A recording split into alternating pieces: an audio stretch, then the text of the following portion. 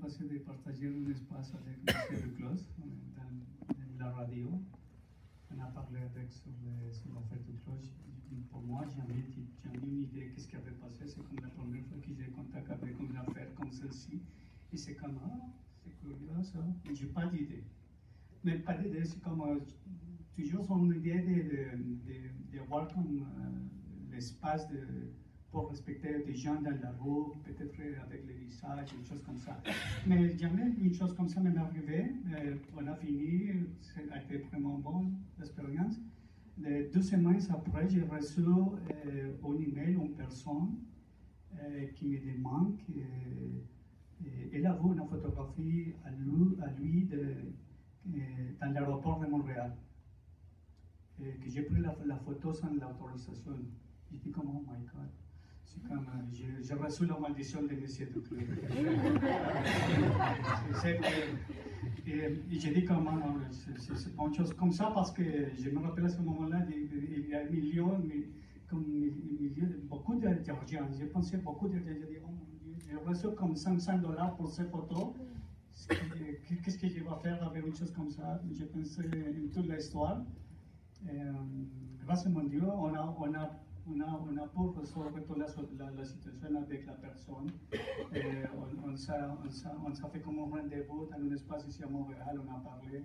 J'étais complètement ouvert avec sur la situation de combien d'argent est-ce que j'ai reçu pour la photo, combien de temps est-ce qui a passé, parce que c'est une photo que j'ai prise en 2015. La photo a été publiée à l'aéroport de Montréal en 2023. Et c'est comme, jamais dans ma vie j'ai pensé être dans une situation comme celle-ci. On a pu résoudre toute la situation avec pas beaucoup d'argent, vraiment bon, mais à la fin, ça change beaucoup la pratique de la photo. Pourquoi? Parce que dans mon cas, il faut changer, comme supprimer l'émotion de la visage des gens dans la rue. Et ça, c'est dramatique, c'est frustrant. Pourquoi? Parce que parfois, la même pratique de la photo dans la rue, c'est important de savoir qu'est-ce qui passe avec des gens. Parce que sinon, sont seulement des espaces comme matériels. Et ça, c'est triste. Pourquoi? Parce que la vie dans la rue, la vie dans la ville, c'est pas seulement les bâtiments. Parfois, quand je regarde par exemple ici des expositions comme Nordman ou des artistes comme ceux-ci, à ce moment-là, ils sont des photographes de la rue. Alors, c'est comme la seule manière pour savoir qu'est-ce qui passe dans l'histoire d'une ville. Si on n'a pas comme des documents comme ceux-ci, on est mort. Parce que c'est une ville qui est complètement fantôme.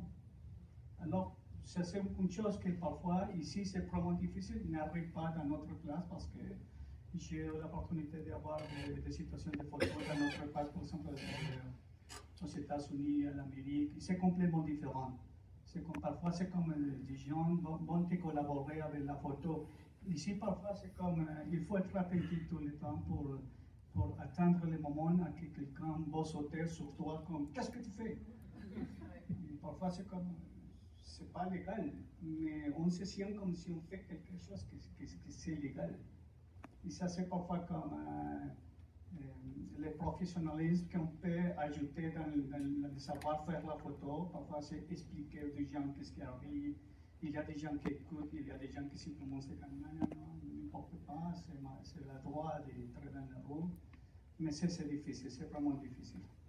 Peux-tu nous parler un peu des moyens que tu prends pour faire de la photo de rue, comme tu as parlé de ta caméra, oui, ta grosse caméra, mais aussi l'utilisation de l'intelligence artificielle, des fois, pour enlever les visages des gens? Oui, c'est ça comme maintenant, ce que je fais parfois, il y a des gens qui sont comme intéressés par une photo en particulier. Par exemple, il y a des gens qui sont vraiment reconnaissables dans la photo. On peut dire, oh, parfois j'ai besoin de mettre, par exemple, des outils comme Photoshop, même de l'intelligence artificielle pour changer le visage. Parce que parfois c'est comme, au moment de photographe, parfois on dit non, c'est pas esthétique ou c'est pas une bonne pratique, mais à la fin, il faut le faire. Parce que sinon, par exemple, une photo pour moi, c'est 100% de l'image. Parfois, le visage peut-être soit les 5%. Et parfois, on perd toute la photo simplement pour le 100%. Pour moi, c'est comme non. Je peux faire quelque chose pour la photo, ou je vais changer la photo. Je vais mettre quelque chose pour changer le visage. Parfois, on va mettre comme le visage comme flou, pour éviter simplement que la personne soit identifiable dans la photo. Mais oui, il faut tout le temps changer la pratique dans les moments. Pourquoi? Parce qu'il faut le faire, sinon, c'est comme. Ce sera le même pour moi sortir au milieu de la nuit seulement pour prendre des photos du bâtiment avec sans les gens comme la matière la plus importante dans la photo. Je pense qu'il y a des places, si jamais vous voulez vous asseoir, ça a l'air inconfortable. C'est bon. C'est bon, ok. Est-ce que tu voulais. Moi, ça fait 25 ans que je réfléchis à ça. Je suis d'accord qu'il faut faire l'éducation. Tout à fait. Je veux dire.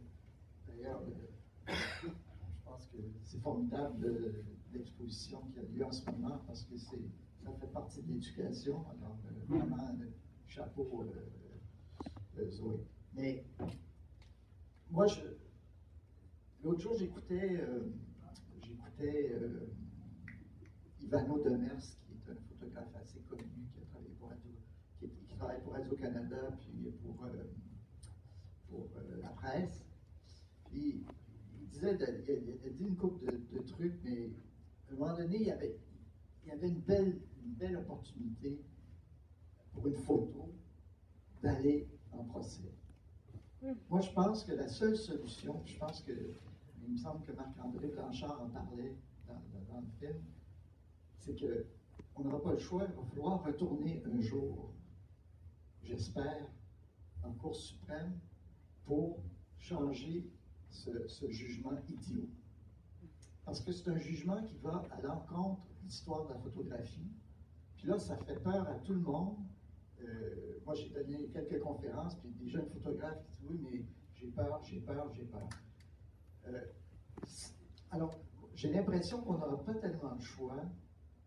Puis, ce qui est dommage, c'est que je pense que Ivano parlait de Radio-Canada, en fait, je ne suis pas sûr, mais même ces grosses entreprises-là ne veulent pas se lancer là-dedans. Moi, à un moment donné, j'ai fait un projet avec l'ONF, et puis on s'en allait, c'était sur la montagne, tout ça. Et puis on m'a demandé, on m'a dit, Duclos, évidemment, tu vas faire signer des releases. Moi, je dis, pas de problème. Mais j'ai jamais fait signer des releases. Et puis ça a été sur Internet et tout ça. Et c'est parce qu'à un moment donné, on ne peut pas toujours. Dans certains cas, oui, c'est possible de demander la permission. Ça n'est pas arrivé souvent. Puis moi, je dois dire que peut-être que je suis discret tout ça, mais en 50 ans, les histoires plates, je peux les compter sur les doigts de la main. Donc, je veux dire, puis, à contrario, j'ai eu des gens qui se sont vus, soit dans une exposition, soit dans mon livre, et puis ils m'ont contacté, ils étaient super contents. Les deux femmes, filles, sur le timbre. Exactement, entre autres, les sœurs Cazot, puis un type aussi qui se promenait avec des lunettes d'aviateur au Carré Saint-Louis. Une copine a dit, je lui ai donné cette photo-là. En tout cas, après, je l'ai rencontré, je l'ai photographié, et ça s'est très bien passé. Donc, c'est pas vrai que je dirais que la majorité des gens vont comprendre ce qu'on fait. Et les gens, malheureusement, oui, pensent qu'on n'a pas le droit de les photographier. Là, c'est là que la discrétion rentre en ligne de compte. Je vais citer, je pense que c'est De Gaulle avec Cartier-Bresson, à un moment donné, qui disait « Visez juste, tirez vite, et foutez le camp. » c'est sûr que quand tu fais de la photographie de rue, il y a des risques. Et je veux dire, on est dans la société, il faut regarder, pas se faire écraser par les autos. Je veux dire, il y a un certain nombre de défis. Mais ce qui est vraiment con, c'est que ce jugement-là de la Cour suprême va à l'encontre de l'histoire de la photographie. Pensez-vous, puis c'est une question à tous, est-ce que le consentement est compatible avec la photo de rue? Le consentement, est-ce que c'est compatible avec l'acte de faire de la photo de rue? Ben non, c'est sûr que parfois, tu peux faire une photo et rentrer en communication avec la personne, puis expliquer ce que tu fais, puis elle va te donner un consentement, disons, verbal, que tu peux enregistrer peut-être avec des appareils photo maintenant, on peut enregistrer. Mais en même temps, c'est complexe, là, le consentement. Pourquoi? Là, c'est jusqu'où, là, qu'est-ce que tu vas faire avec la photo? Tu sais, cette personne-là, tu ne la reverras peut-être plus jamais. Là, tu lui demandes finalement de signer quelque chose qui va l'engager. Ça devient tellement gros que ça ne marche pas. Puis la plupart du temps aussi, on fait des photos. C'est des photos qui sont prises sur le vif, là. C'est des moments authentiques. On n'est pas pour demander, si on demande à la personne avant, ben là, on vient de tuer la photo, c'est sûr. Alors, on ne peut pas demander la permission avant. Puis après, ben, c'est aussi compliqué parce que la plupart des gens, d'ailleurs, ils ne veulent rien savoir de signer un formulaire comme quoi ils vont céder les droits de leur image. C'est pas ça qu'il faut. Ce qu'il faut, c'est que ce qu'il faut, ben, tu parlais, Gilbert, de possiblement retourner en procès, mais moi, personnellement, je ne crois pas tellement à ce que la Cour suprême revienne en arrière. Je pense que le droit à l'image est là pour rester, mais ce qu'il faut, c'est qu'il faut assouplir. C'est légitime à quelque part, le droit à l'image. C'est sûr qu'on ne veut pas que notre image soit utilisée pour n'importe quoi. Et de l'autre côté, le droit à l'expression aussi est légitime et défendable. Fait que c'est une lutte entre ces deux droits-là qui sont importants, mais il faut situer le curseur à la bonne place. Si la photo est utilisée de façon malveillante, ça ridiculise la personne, ça détruit sa réputation, c'est utilisé dans le cadre de publicité, etc. Là, OK, il y a un recours, puis la personne a le droit finalement à avoir un dédommagement. Mais quand tout ça n'est pas là, comme dans le cas de la photo que tu as fait pour vice-versa, mais là, les juges devraient comprendre qu'il n'y a pas vraiment de... Oui, les gens alors, il y a ça. Premièrement, moi, je ne pense pas que ça va revenir en arrière. Puis deuxièmement, on n'est plus à l'époque du clos. Je m'excuse, là, mais ce que je veux dire, c'est que là, aujourd'hui, on compose ce qu'il n'y avait pas dans les années 90 avec les réseaux sociaux, où il peut se faire de manipulation d'images, puis l'intelligence artificielle qui arrive. Là, ça devient, les gens, là, ils n'ont plus envie, là, tu sais, comme, ouais, mais là, me retrouver sur Facebook, ou toi, tu publies beaucoup sur Instagram, c'est... là, puis là, c'est diffusé à travers le monde instantanément. Là, il y a des enjeux qui n'étaient pas là, nous autres, puis là, on est rendu là. Puis ça, je pense pas que les juges, puis la Cour va reculer, va plutôt, au contraire, défendre encore plus le droit à l'image dans les années qui viennent. Je suis peut-être pessimiste, mais moi, je pense que c'est vraiment l'éducation qui est le plus important là-dedans. Plus on va en faire des photos de rue, plus on va les montrer, plus on va faire de livres, plus on va faire d'expositions, mieux ça va être. Oui, je crois que tu as devancé tout ce que je voulais dire, Jean-François, mais j'abonde complètement dans le sens de Jean-François. Puis pour revenir sur le jugement, je pense que c'est aussi ce que je disais tout à l'heure, la définition de la photo d'information, celle-ci elle est défendue, si ça informe, il n'y a pas de problème, mais qu'est-ce que c'est l'information? Comme je disais, une photo de rue, c'est aussi une information. Il n'y a pas juste des photos d'événements, de manifestations, c'est aussi de l'information sur nos sociétés, sur notre culture, sur les passages de mode. Voir une personne marcher dans la rue dans les années 40 ou dans les années 2000, ça traduit quelque chose, c'est une information sur nos sociétés. L'urbanisme, quelqu'un qui marche dans la rue avec l'urbanisme, il y a plein d'informations dans cette image-là. Donc c'est cette définition de l'information, j'ai l'impression, je lisais, puis Gilbert, tout à l'heure tu parlais de la France, c'est assez similaire à ici. J'ai regardé les droits à l'image, puis je me suis fait interviewer aussi pour le livre justement, puis elle me parlait des droits à l'image, puis c'est devenu aussi sévère en France. C'est-à-dire que tu peux poursuivre si tu es pris en photo de façon isolée. Si tu es dans un événement, encore une fois, la photo sera défendue, le photographe sera défendu, mais si le photographe a photographié quelqu'un individuellement, il faut qu'il aille demander son consentement.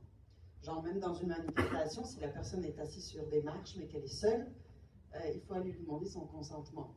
Je corrobore complètement ce que dit Jean-François, on perd la spontanéité du moment, du fait, de l'information, si on commence à faire des démarches avant ou après. Encore une fois, le consentement peut être tacite. Et je regardais le reportage de Serge Clément en haut, le documentaire. Serge est à ça de la personne avec son enfant sur l'épaule. J'étais là, ça va pas passer, ça va pas. Mais Serge a l'air tellement sympathique. Donc c'est dans son attitude aussi, et pourtant il est vraiment à ça de la personne.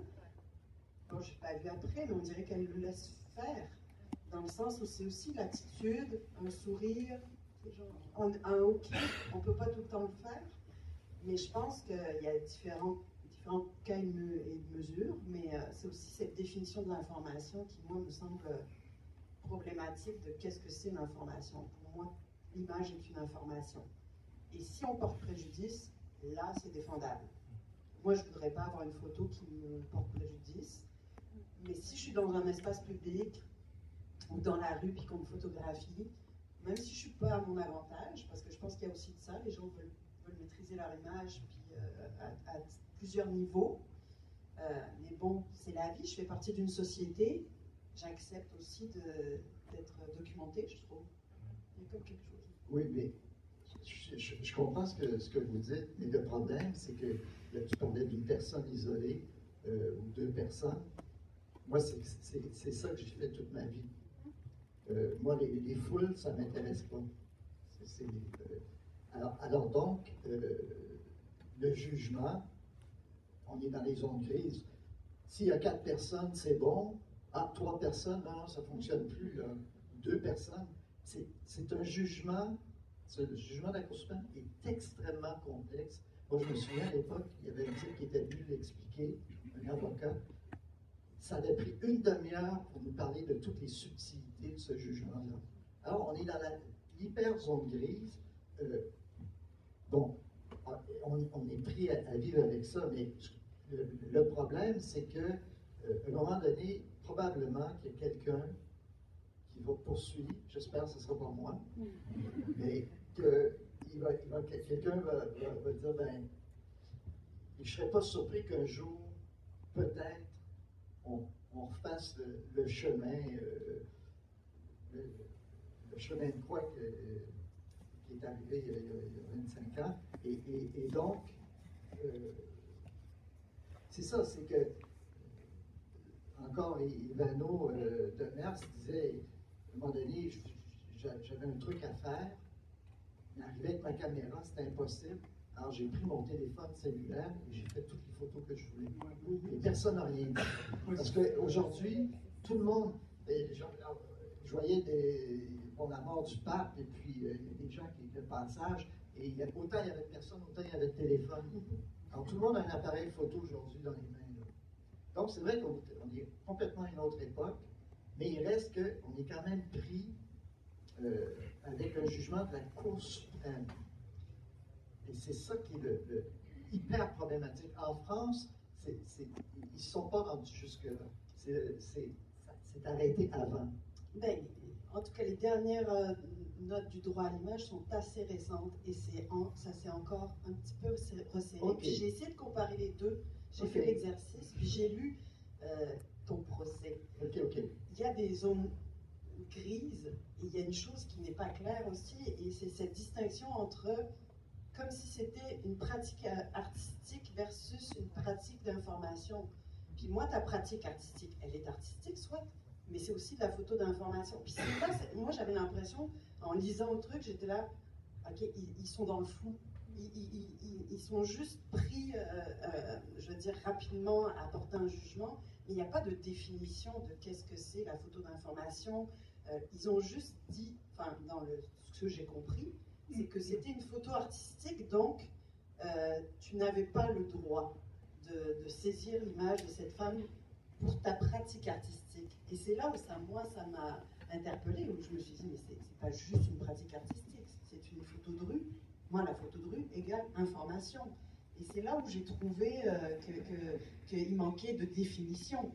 En fait, je pense que maintenant, ce procès devrait être vu à la lueur de quelqu'un de connaisseur en droit à l'image, puis de ce que... C'est ça. Une chose qui n'est pas reflétée, évidemment, c'est le tournant numérique, puis le développement des téléphones intelligents qui est tellement majeur, puis les réseaux sociaux. Donc, est-ce qu'on peut aborder ça comme...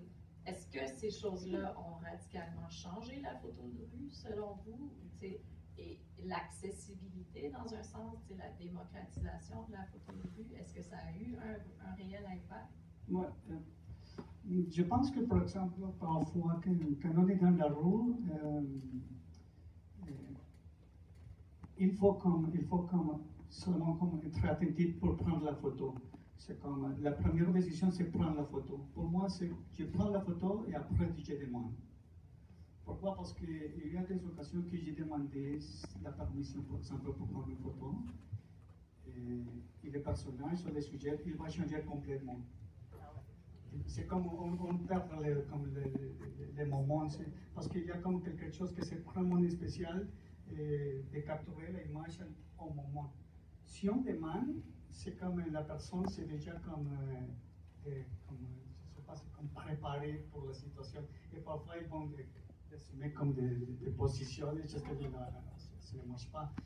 Alors, on demande, après, je demande après la photo. Et aussi, j'utilise, par exemple, les réseaux sociaux. Pourquoi? Parce que immédiatement, après la photo, on va regarder c'est lequel le comportement de personne. S'il y a des personnes qui vont te réclamer immédiatement, qu'est-ce que tu fais? Alors, à ce moment, c'est une décision de, OK, pas de problème, je vais faire la photo et à fini. Sinon, on peut comme établir à ce moment une relation entre la personne qui a pris la photo et parfois je prends des autres photos seulement pour après envoyer la photo comme un cadeau.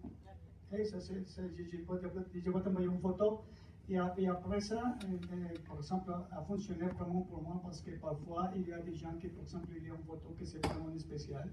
La personne c'est dans la photo, je peux avoir une conversation avec la personne et il y a quelqu'un qui s'intéresse dans la photo, alors on peut continuer le business.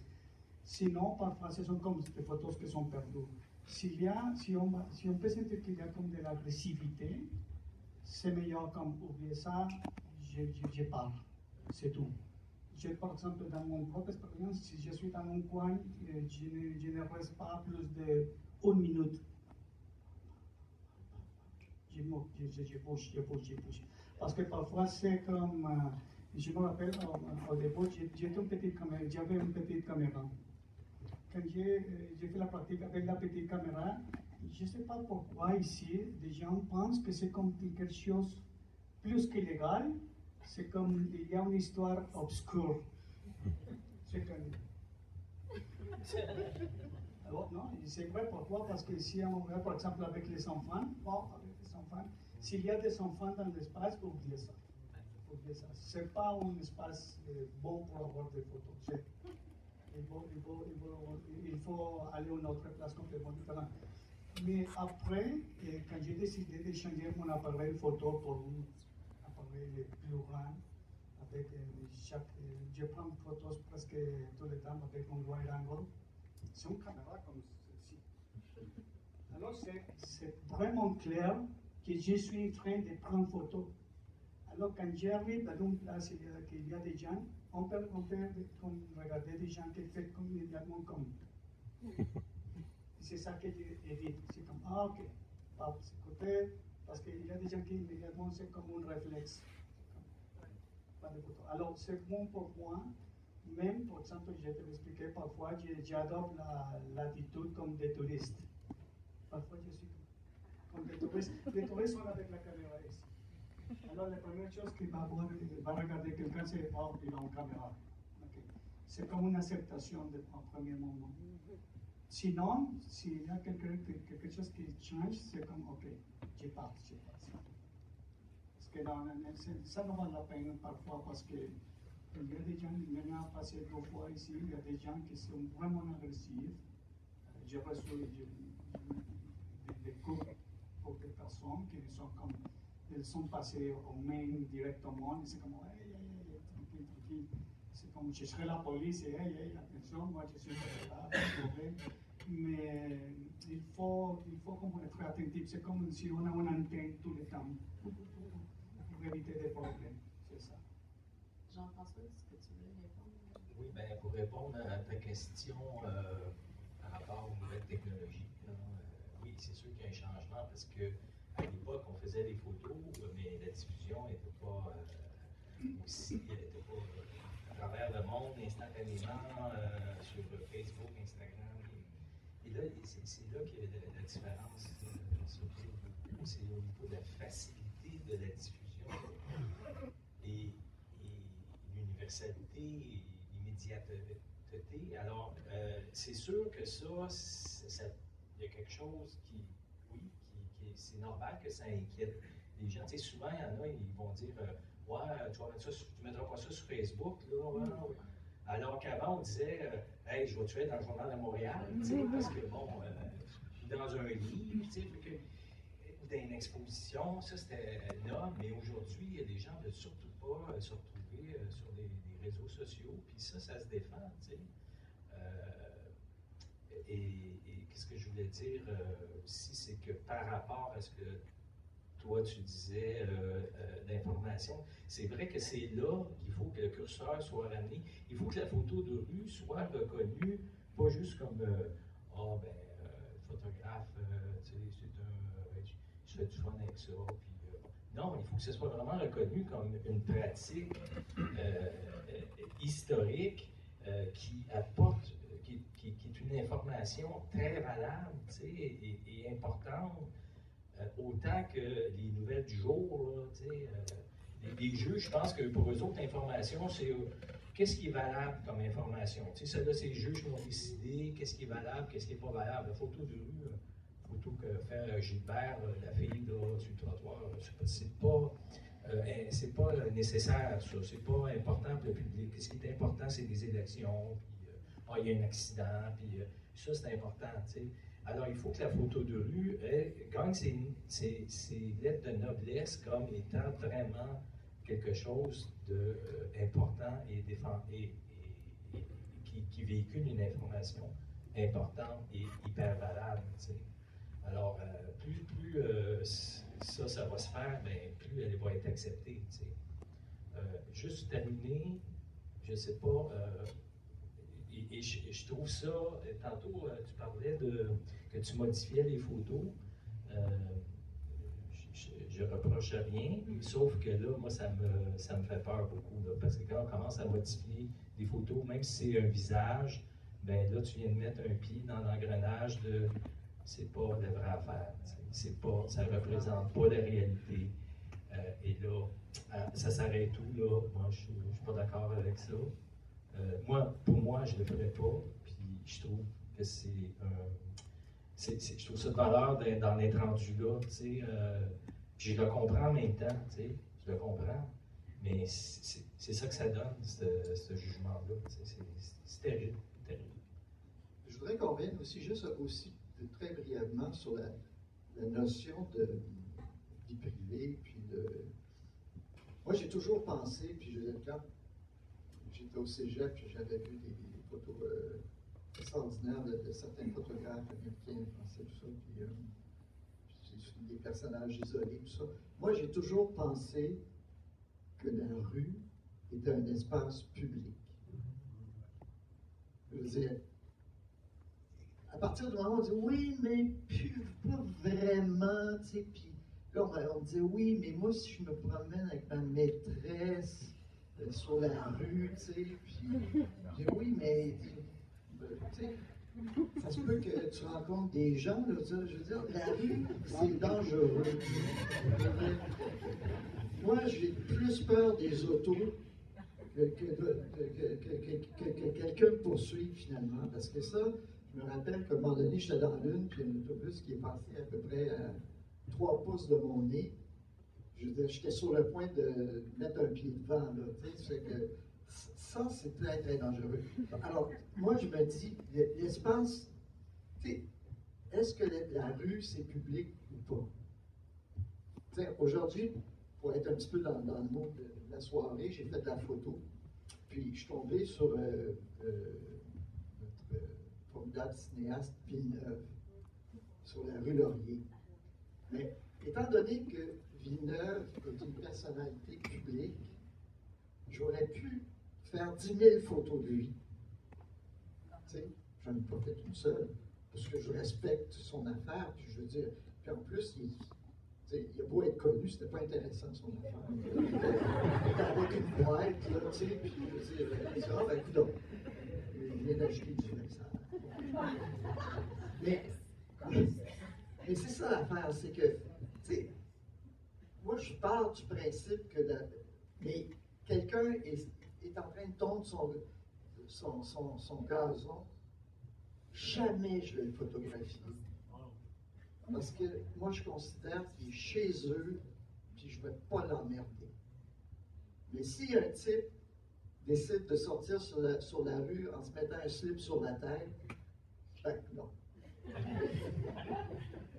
Puis, je veux dire, tu sais, sur un 36 pouces, parce que je suis encore en film, quand j'ai réussi une bonne photo sur un 36 pouces, je suis hyper content. C'est comme, j'ai tellement raté de photos dans ma vie.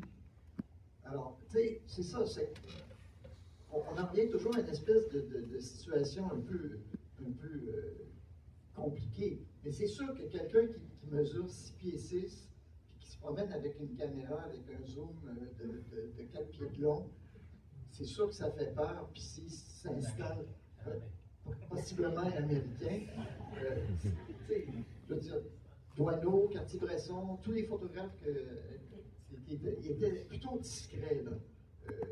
Qu'est-ce que Ribot disait? Faut être discrètement indiscret quand on fait de la photo. Donc, il y a un peu ça aussi, là, tu sais, je veux dire, la rue, c'est un théâtre extraordinaire. C'est toujours en mouvement.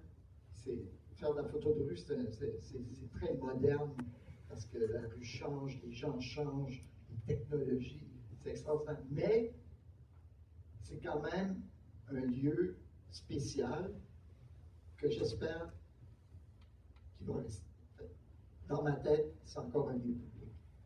Je pense qu'il y a différentes méthodologies aussi, puis je dirais qu'il y en a autant qu'il y a de photographes, dans un sens, comme dans la vidéo, à la fin de l'exposition, c'est un film qui comprend des entrevues avec 6 photographes, dont 4 sont dans l'exposition. Martin Loft, Serge Clément, Marie Coudreau, j'ai un blanc, Berkowitz, et ce que j'ai trouvé intéressant, parce que donc, ça a été tourné à l'automne dernier, puis je les ai suivis, j'étais au tournage, puis on les voit dans la rue en train de prendre des photos à Montréal. Puis chacune, avait une technique différente, puis une attitude différente aussi. Comme puis Martin Love, c'est un exemple intéressant parce que c'est pas du tout caché.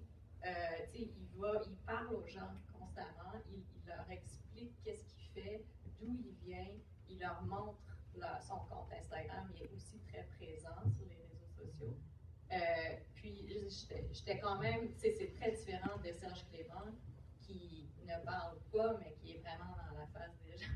Puis Mais en fait, c'est pas les visages qui l'intéressent tant que ça, mais en tout cas, je pense qu'il y a une panoplie de différentes méthodologies. Puis moi, ce que je trouve intéressant, c'est comment le jugement a eu un impact sur justement dans le concret, là, dans l'acte photographique, ça a eu un impact sur comment les gens photographient, comment ils agissent. Ce n'était pas une question, c'était un commentaire. Mais je pense qu'on avait une question ici, il y en a plusieurs, fait que je veux qu'on ait le temps de... Oui, je pense qu'on a le temps.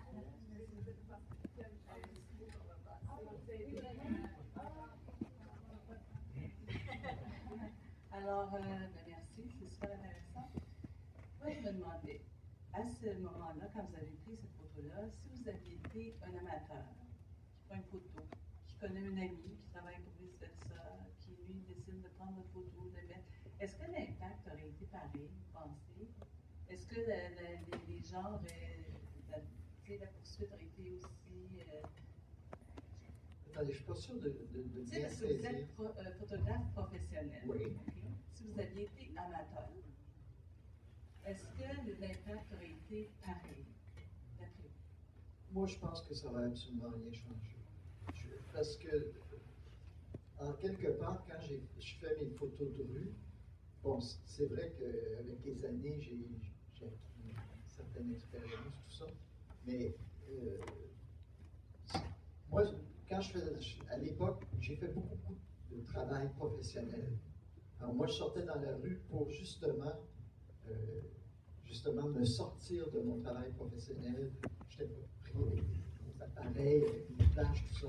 Alors pour moi, je ne pense pas que d'avoir été professionnel ou pas, et de toute façon, à cette époque-là, je n'étais pas très connu. Je veux dire, avec l'affaire du clos, j'ai eu mon 15 minutes de célébrité, à peu près. Mais je veux dire, personne ne me connaissait. Donc, je ne pense pas que ça avait une certaine incidence sur le fait que j'ai été professionnel. Puis la décision... Des juges, là, je parle de la décision de la Cour face à un professionnel versus un non-professionnel. Mais c'est parce qu'en première instance, comment ça fonctionne, c'est que jusqu'en Cour suprême, c'était le même préjudice. C'est que ses amis avaient ridé à l'école. Et ce qui est, là je vous le dis, il n'y avait aucun témoin. En première instance, là, elle a dit, les amis ont ri d'elle, ont ri de moi, et il n'y a eu aucun témoin. Et ce préjudice-là a été accepté, et ce préjudice-là s'est rendu jusqu'en Cour suprême, sans aucun témoin. Donc, à partir de ce moment-là, les juges, moi je ne suis pas dans la tête, là, mais puis, de toute façon, les juges, hein, on ne peut pas leur poser de questions. C'est comme... c'est très, très obscur tout ça. Et moi, je pense que c'est... heureusement, il y a eu des dissidences. Il y a eu un dissident en cour d'appel, puis 2 dissidents en cour suprême, dont le juge Antonio Lamère, puis le juge Baudouin en cour d'appel du Québec. C'est un juge très renommé, très, très compétent. Alors moi, j'ose croire que le fait qu'il y ait eu des dissidences, ça ouvre une porte peut-être à un futur changement. Bonjour. En fait, la question va s'adresser à Zoé Tousignan. Lorsque le musée a décidé, vous avez décidé de faire une exposition sur la photo de rue, vous avez dû vous poser des questions, justement. Alors, je serais curieux de savoir qu'est-ce que vos avocats ont dit. Je n'ai pas consulté d'avocat, mais c'est sûr que c'est une question qui revient souvent, puis merci pour la question, parce que l'affaire du clos a eu un impact sur le travail dans les musées aussi, puis c'est comme si maintenant ça s'applique aux photos qui précèdent 1998, là c'est appliqué aux photos de la collection. Des fois il y a un mélange entre le droit d'auteur et le droit à l'image. Donc, on applique disons, 50 ans, 75 ans, c'est comme, donc, soit 50 ans plus tôt, je t'exprime ça mal, mais si la photo a 50 ans, on peut présumer que la personne est décédée ou c'est dépendant de l'âge. Donc, si la personne est décédée, on se sent confortable de la publier, de la mettre en exposition. Et si c'est plus récent ou c'est vraiment frileux, il faut qu'on ait des formulaires de consentement. T'sais. Donc, puis j'avoue que moi, je suis un peu plus cowboy par rapport à ça, dans le sens que je vois ça de la façon que vous l'avez tout exprimé, dans le sens que ce sont des documents historiques qui sont très riches d'informations, comme tu dis, Sophie, et ça doit être partagé, mais c'est un risque à prendre, c'est un risque vraiment réel. Puis je me suis dit, s'il y a des gens qui veulent retirer leur image, on va le faire. On va le faire. Mais je pense que c'est valable quand même. Ça vaut la peine, disons, de faire ce genre de projet-là, et même si ça comporte un risque. Est-ce que je peux... C'est un beau risque en ce sens que ça permet justement peut-être d'aider notre cause pour les gens qui font de la vie. Bravo. Zoé, je voudrais juste, c'est moi. Mais il y a cette fameuse photo de Gilbert.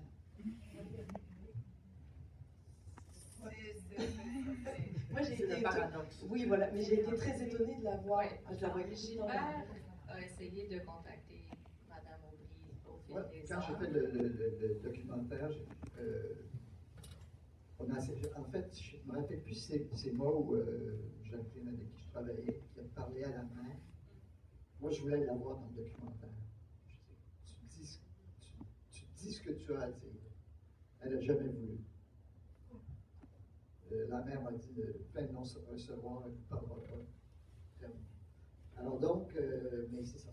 Donc, mais ce qui est le paradoxe, c'est que cette image-là, maintenant, elle a été montrée à Radio-Canada.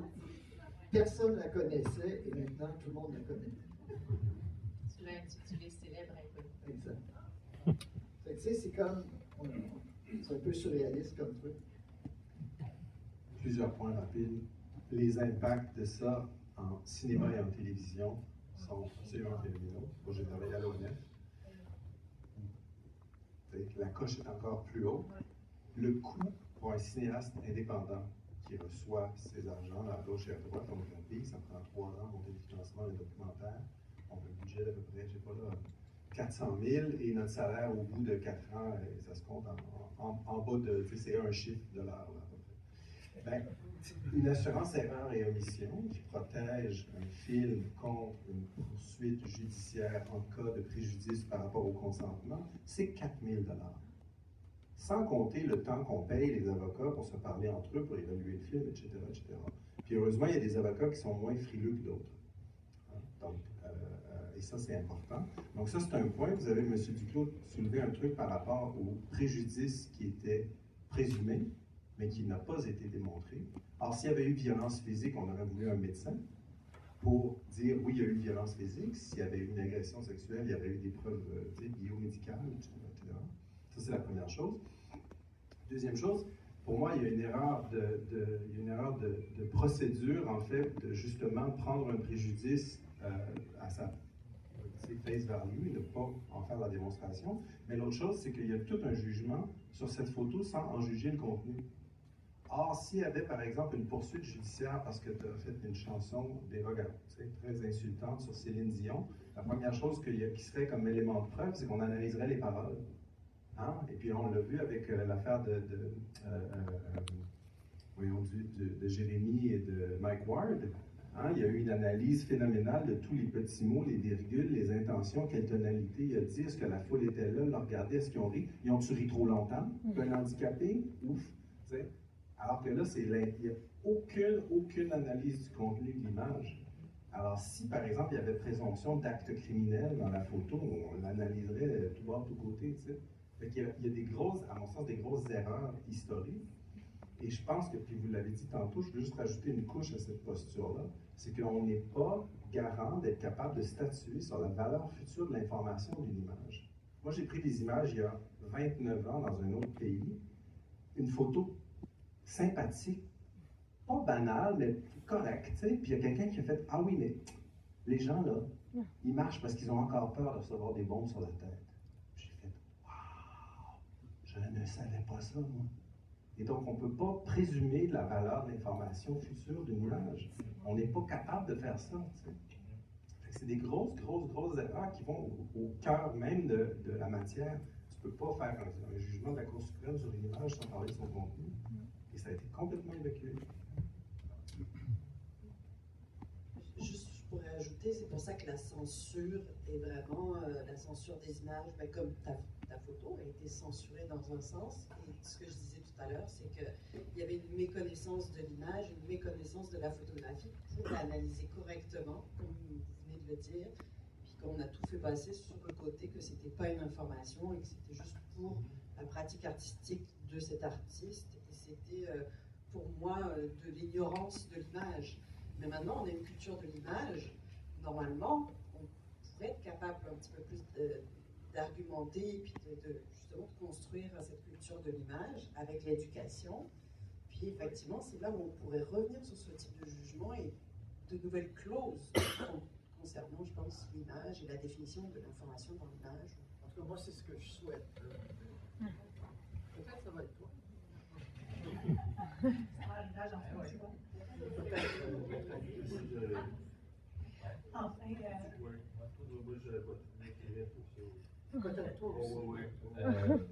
je veux juste revenir sur Mike Ward, effectivement. Après tout, il a été innocenté d'ailleurs. Et puis, alors là, ça se compare. Pourquoi Mike Ward est innocenté? Parce qu'on dit, bon, c'est la liberté d'expression qui l'emporte. Il y a un contexte. Ces paroles, il faut les placer dans un contexte de spectacle, d'humour, mais dans le cas de Gilbert, il n'y a pas eu ça du tout. C'était un magazine artistique, il y avait des articles sur la ville, sur l'ambiance urbaine, sur comment on vit dans la ville. Et là, il n'y a pas du tout. Moi, je trouve qu'effectivement, les juges ont été très déficients, très déficients. Ils ont mal fait leur job. De façon. Ben, en fait, c'est plus une réflexion parce que comme je donne un cours de photojournalisme aux étudiants en communication à l'UQAM, la question revient toujours chez mes étudiants, le droit à l'image, est-ce que j'ai le droit? Oui, puis leur première photo qu'ils ont à faire, c'est une photo de rue. Je les mouille, je dis allez-y, ça va être probablement la photo la plus difficile à faire. Que ce soit une manif, c'est facile. Là. Et là, il me pose la question, oui, mais est-ce que j'ai le droit? J'ai-tu le droit? Je dis, bon, on va la projeter dans la classe. Pensez-vous que la personne va se voir? Mais après ça, je leur dis, mais écoutez, moi, ça ne me dérange pas si jamais on m'actionne.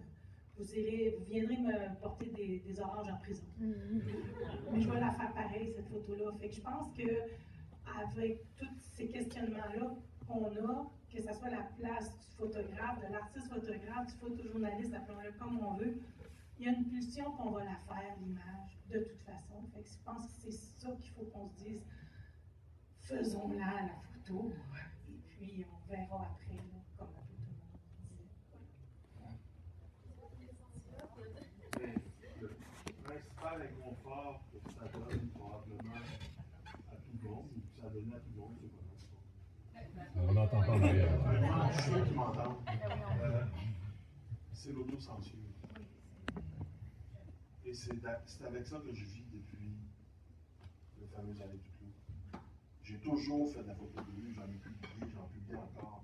C'est toujours le moment où on prend la photo qu'on se dit, je fais-tu la bonne affaire? Alors qu'avant, j'apprenais la photo, il n'y a pas de problème. Et c'est ça qui bloque tout l'aspect créatif et l'aspect artistique de la photo de rue, c'est ça. Parce que c'est l'instant où on prend la photo qui est important. Pas une seconde avant, pas une seconde après, c'est là. C'est pour ça qu'on ne peut pas demander l'autorisation avant, que si on la demande après, en général, on se fait dire non. C'est ce moment-là qui est critique. Et c'est ça qui me me blesse le plus depuis toutes ces années-là, c'est l'autocensure que je fais en me disant je devrais-tu ou je devrais pas. Puis en me posant cette question-là, il est trop tard. C'est passé. Et ça me fait profondément chier. Ça, c'est la science. Il y avait une question vraiment en arrière. C'est le micro. Oui, c'est le fun d'entendre les jeunes, justement. Je vais parler un peu plus fort. Je voulais revenir sur ce que monsieur disait, monsieur d'ONF, tantôt, ce qu'il a évoqué tout à l'heure. Dans le fond, c'est le préjudice. Comment on peut savoir s'il y a eu réellement un préjudice et quel a été le niveau de préjudice qu'a subi cette dame quand elle a vu ces photos. Et j'ai l'impression que ça n'a pas été jugé. Ou si ça a été jugé, ça a été jugé de travers. Elle a pu dire que peut-être des amis ont ri d'elle. Si c'est la seule chose qu'elle a dit, il me semble que pour avoir un jugement de la Cour suprême sur ce genre de témoignage, ça n'a pas d'allure. Et c'est pour ça que j'irai un peu dans la même direction. Si c'était possible de revenir sur ce jugement, d'en faire un jugement étayé, je ne sais pas comment il a été argumenté dans le jugement lui-même, comment cet argument-là de préjudice, est-ce qu'il a été étayé véritablement, ou on s'en est tenu, est-ce que la jeune femme a dit point, et ça s'arrête là?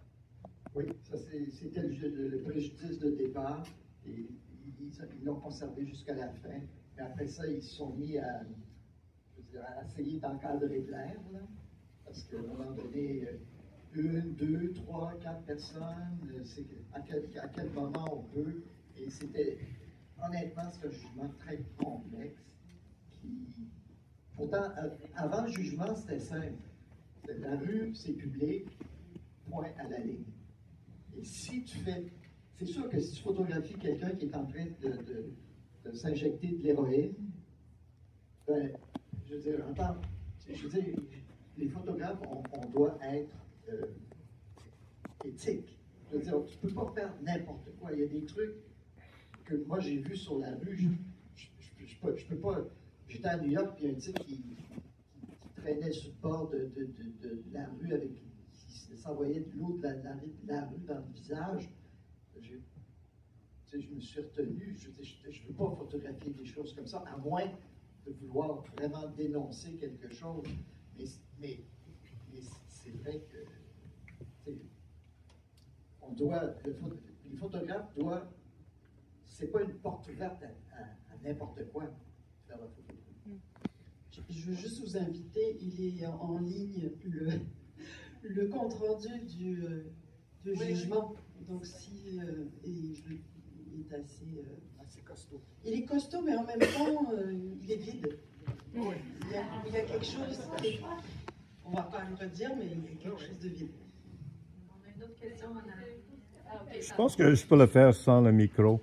Le monsieur en avant, là, il a parlé de l'hésitation parce qu'il a peur des conséquences de prendre la photo. Et beaucoup de monde pensent comme ça. Mais ce n'est pas le problème de prendre la photo, c'est la publication qui est le problème. Alors moi, j'encourage le monde à prendre la photo, mais pensez après si vous voulez publier la photo. Mais prends la photo. Le problème, je vais répondre à ça, le problème fondamental, c'est que les gens pensent qu'on n'a plus le droit de prendre des photos. On a le droit de prendre des photos, on n'a juste pas le droit de publier, en principe, de façon globale. Mais normalement, comme citoyen, j'ai le droit de prendre la photo de n'importe qui, n'importe où. Et même, je vais revenir sur ce que vous avez dit, et même des enfants. C'est con, mais dans un espace public, il y a des enfants. Et si on ne prend pas de photos de nos enfants en 2025, qu'est-ce qu'on va voir des enfants en 2055? Il n'y aura pas d'enfants. On va voir quoi? C'est aberrant, ça. C'est complètement aberrant. Il faut pouvoir documenter le réel. Documenter le réel. Si vous permettez. J'ai le micro, j'ai le pouvoir. D'abord, merci déjà pour cette conversation que j'ai trouvée personnellement très intéressante et enrichissante. Et malgré le jugement, je suis quand même optimiste. Les temps changent, les gens changent, les règles changent. Ce qui était permis hier ne l'est pas forcément aujourd'hui, vice-versa, et peut-être même toléré. Je me souviens, en Allemagne, dans les années 80, la photo de rue était très mal vue. C'est facile à comprendre. L'Allemagne était divisée, on était en pleine guerre froide, donc on se baladait avec un appareil photo, c'était suspicieux. Même encore aujourd'hui, en Allemagne, il y a encore parfois des réflexes un peu qui rappellent cette époque. Et puis, en Égypte aussi, jusqu'il n'y a pas si longtemps, la photo était très restrictive. Que vous soyez photographe de rue, photographe amateur, touriste, c'était très compliqué, il fallait cacher les visages, il ne fallait pas faire ci, il ne fallait pas faire ça. Les choses ont changé malgré tout, parce que le gouvernement égyptien s'est rendu compte que la fréquentation en termes de tourisme baissait. On disait aux gens, vous ne pouvez pas prendre photo, je suis touriste, je viens pour ça. Donc les choses changent. Le Canada n'est pas un État totalitaire, donc c'est la raison pour laquelle j'ai bon espoir, sachant que nos voisins américains, et Dieu sait que je ne suis pas tellement fan de ces gens-là, mais ça me regarde, sont quand même beaucoup plus permissifs sur la photo de rue. À partir du moment où vous êtes dans l'espace public, on considère que vous abandonnez à votre vie privée, puisque vous êtes dans l'espace public, donc vous pouvez être pris en photo. Donc j'ai bon espoir. Je vous dis tout ça pour vous dire que malgré tout, malgré le jugement que je trouve extrêmement sévère, mais je peux le qualifier de, comme je l'entends, mais peu importe, vous avez compris mon point de vue, je reste quand même convaincu que les choses vont changer, les jugements vont changer, les règles vont changer, mais ça aussi, ça dépend aussi de vous, de nous, du travail que nous fournissons, de l'éducation, ça a été dit tout à l'heure, la pédagogie. Plus le grand public sera informé, mieux, je pense, les mentalités vont changer. Je vous remercie. Il y a vraiment beaucoup de questions, donc on va essayer d'en prendre au maximum. Je ne sais pas si vous êtes pressé, mais peut-être essayer de faire une intervention aussi brève pour qu'on puisse laisser parler plus de gens. Moi, j'aimerais ça entendre quelqu'un, c'est Charles, qui est là, qui est un photographe de rue extraordinaire. J'aimerais ça entendre ce qu'il a à dire. Mon Dieu, quelle intro! Alors, oui, j'entends. Bonjour, en tout cas, c'est vraiment important dans la discussion ce soir. M. Lauzon, que vous avez rencontré au lancement du livre Le droit de l'image de Jean Lauzon. Puis, je me rappelle, chez Camtech, on avait parlé. Puis, on s'était mis d'accord que finalement, ce règlement-là, c'est comme un règlement qui, quand on décide qu'il n'existe pas, ben, il n'existe pas. Dans la rue, photographie qui c'est que je veux. Mais, je vais vous dire, moi, les enfants, les enfants, c'est non. Non, ben, tu sais, les enfants, les vieillards, les gens qui sont comme dans la rue. Mais aussi, moi, je ne suis pas un enfant de la chambre noire, je suis un enfant des réseaux sociaux. Je publie ça sur les réseaux sociaux. Puis ce que j'ai comme l'impression que ce que j'en retiens ici ce soir, c'est comme ce qu'on me disait, comme quand j'étais jeune, là, on venait de finir de manger, on voulait absolument aller nager. Puis il disait qu'on ne peut pas aller nager avant 2 heures. Faites attention, là, faites cuire les chops de porc, il y a des verres dedans, faites cuire la chop de porc en 3 heures. Moi, je ne sais pas. C'est déjà arrivé des incidents fâcheux, plates avec des gens, mais ça fait partie de la game. Fait que moi, je suis venu ici, je me dis que ça va absolument rien changer à ma pratique.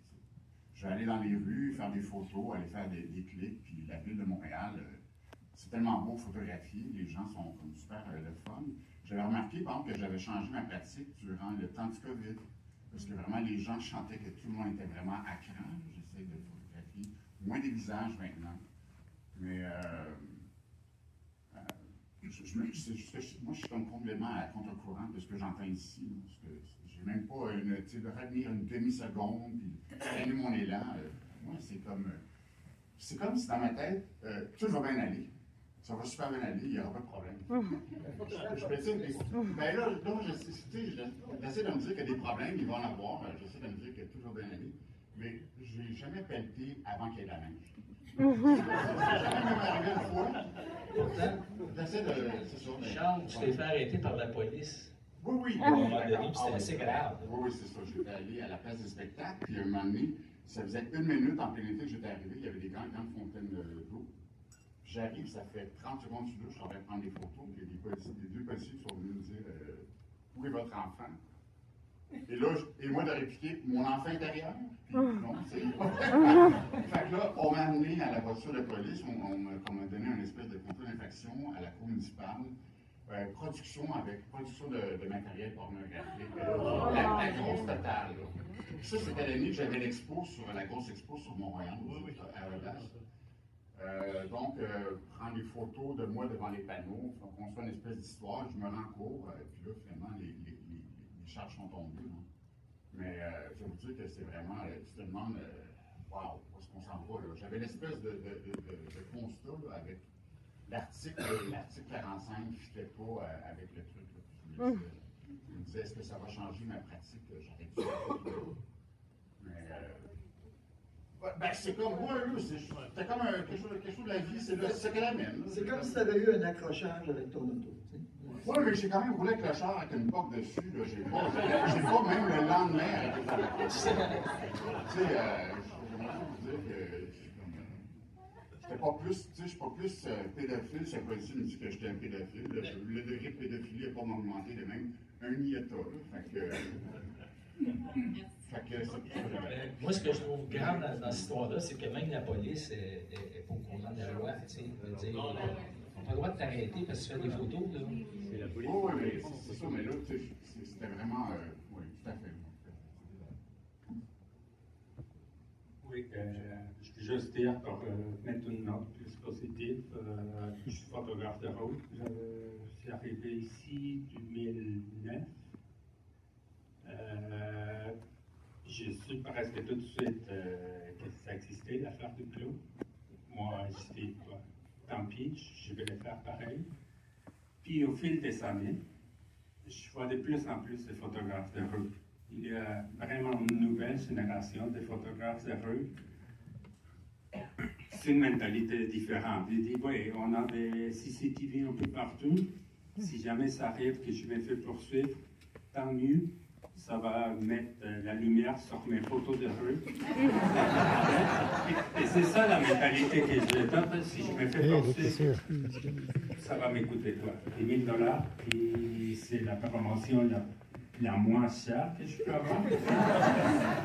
Et peut-être ça va changer la perception du monde, parce que finalement, c'est l'identité du Québec, l'identité du Canada qu'on est en train de nuire, qu'on est en train de heurter. Parce que comme disait, si d'ici 50 ans, on n'aura pas de documents de nos enfants, ça c'est quelque chose de vraiment grave. Hein?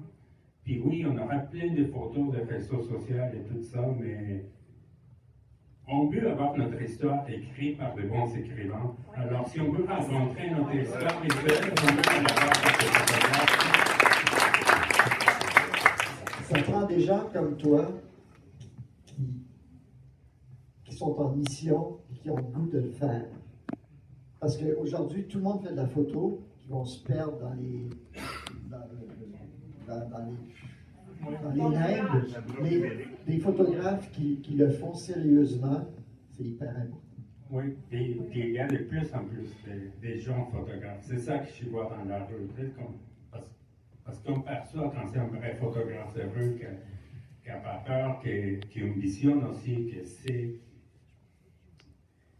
On doit savoir ce qu'on veut raconter, parce que les possibilités sont infinies, mais on doit trouver notre langage et savoir ce qu'on veut raconter. Oui. Moi, de toute façon, je prends beaucoup de photos de rue. Moi, c'est capture the moment. C'est ça la phrase que j'ai toujours faite. Et ask questions later. So, just in case, s'ils n'ont jamais vu, ils m'ont pas regardé, c'est correct, je continue.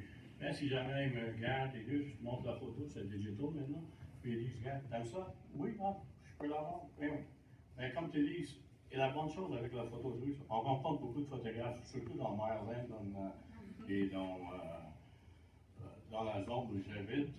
On rencontre quelqu'un, un parc, on prend des caméras, on prend des photos. Par exemple, Fairmont Bagel, il y a toujours quelque chose là-bas, devant Saint-Gator. Et il y a des Juifs orthodoxes, tout le monde prend des photos d'eux, parce qu'ils sont assez comiques. Mais est-ce qu'on publie?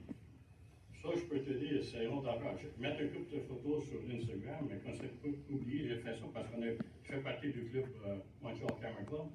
Puis les autres, ils connaissent rien d'eux, mais ça, c'est notre affaire. Mais on essaie de faire quelque chose. On fait parler de l'histoire. Moi, j'espère que tu vas publier. Il faut publier. Ah, je pense. C'est très important. J'étais à Camtech la dernière fois avec Ned Bolduc, je pense, et j'ai vu son livre, et j'ai dit, peut-être ça passe à la télé pour faire quelque chose. Et je veux dire une chose, merci Charles pour les photos de métro, que je vois tous les jours. Puis merci à vous autres, parce que ça fait longtemps qu'on a besoin d'une exposition comme ici. Parce que ça, c'est quelque chose qui, j'en parle, je dis à tous mes amis, viens à Montréal, viens voir ça. Puis, il faut parler. Et c'est ça que je réussis à vous autres. Et bienvenue à tout le monde ici.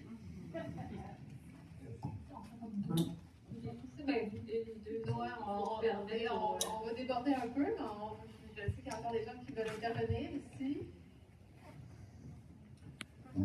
Premièrement, merci beaucoup à tous ceux qui sont autant dans le public que sur scène, parce que c'est grâce à nous tous qu'il y a de la conversation et donc il y a l'éducation sur cette affaire qui doit s'arrêter un jour, bientôt j'espère.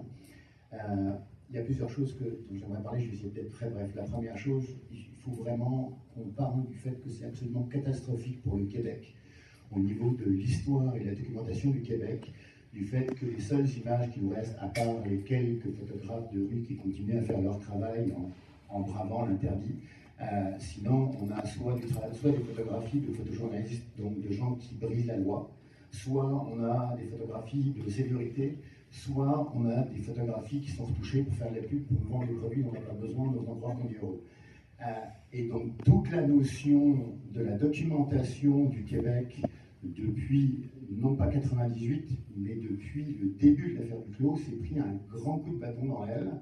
Et il y a une chose que j'aimerais vraiment souligner, je ne sais pas si vous avez eu la même expérience, mais dès que je vais à Ottawa, ou que je vais à Toronto, ou que je vais à Vancouver, on est quand même au Canada, les gens, la pire réaction qu'ils ont, c'est qu'ils me sourient quand je prends une photo d'eux. J'ai jamais eu quelqu'un ailleurs au Canada qui est venu me dire « You're not allowed to take my picture ». C'est même pas en français, même pas en espagnol. Donc, il y a vraiment un problème au Québec qu'il faut régler au Québec. Puis la deuxième chose que je voudrais souligner, on attend éventuellement le pauvre photographe qui va s'en prendre plein la figure pour être... qui va devoir gérer ça pendant 10 ans comme Duclos. Et je pense que ça, c'est une très très mauvaise idée d'attendre qu'on en arrive là. Je pense qu'il faut être proactif. Et il me semble qu'il y a des associations professionnelles de photographes, il y a des associations professionnelles de journalisme, il y a des gens dont c'est le métier de défendre les intérêts de leurs membres. Et je pense que si tout le monde se serre les bras avec des associations professionnelles et qu'on va justement devant la loi en disant c'est mal, avec les institutions, s'il vous plaît, là, à ce moment-là, on va avoir quelque chose d'intéressant.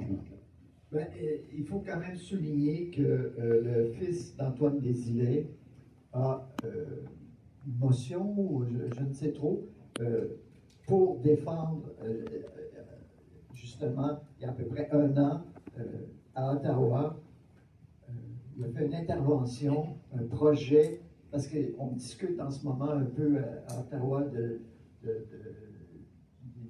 liberté d'expression, tout ça. Et donc le fils d'Antoine, je crois que c'est Luc Desilets, a fait une tentative qui est pour du Bloc québécois. Donc, déjà à Ottawa, il y a un mouvement. Alors peut-être qu'il faudrait le relancer. Ça peut prendre du temps, mais en tout cas, il y a un effort de ce côté-là. Une dernière question, peut-être, avant de conclure? Non? Oui. Alors, dans le cadre de votre travail, si vous avez des photos à soumettre pour quelque événement, soit, si vous avez le moment, comme l'histoire de la photo parfaite là, que vous souhaitez, mais que par contre, le visage de la personne est mauvais, alors vous faites quoi? La photo va passer ou va pas passer? En ce qui me concerne, c'est peut-être fou, mais elle ne passera jamais. D'ailleurs, je continue à travailler en négatif. Une des raisons, c'est que quand les gens me demandent s'ils veulent voir leur photo, je leur dis, je peux pas, c'est du film. Mais aussi, c'est pour justement avoir la preuve indéniablement que c'est une photo non retouchée. Je retouche des petites poussières, là, j'avoue. Mais sinon, pour moi, d'être authentique de ce côté-là, c'est essentiel, effectivement.